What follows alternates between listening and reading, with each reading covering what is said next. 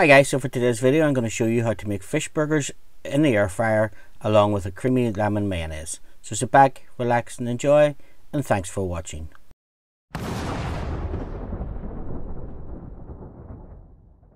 So this recipe now serves two. So first of all we're going to start with, we're going to take a tray from the air fryer and we're going to spray that with some low calorie cooking oil.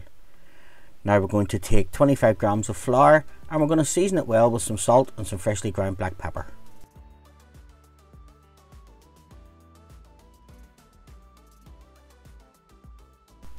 Now we're going to take an egg, just going to break that into the bowl and we're going to mix it well.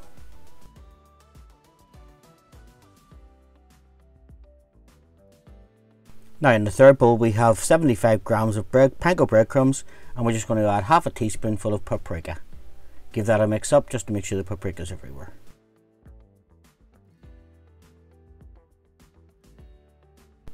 Now we're going to take 2 small fillets of cod or any other white fish that you like. Haddock's particularly good with this as well.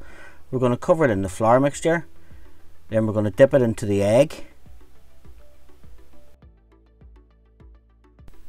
And then finally into the breadcrumbs, just making sure that it's all well covered.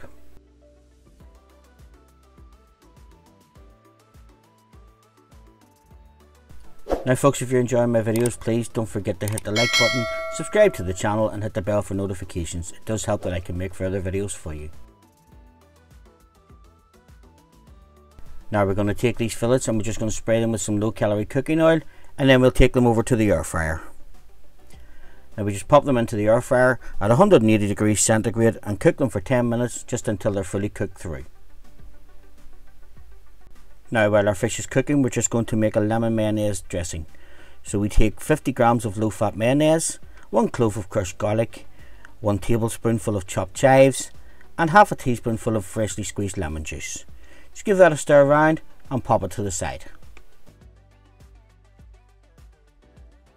So now that our fish is cooked and our mayonnaise is ready, it's time to serve. Now I've just served mine on top of a toasted burger bun with some lettuce and tomato. Now we'll just drizzle some of the mayonnaise on top and then we'll set the top of the burger bun on top. So folks, if you've enjoyed this video, please don't forget to hit the like button. Again, thanks for watching and I hope to see you in my further videos.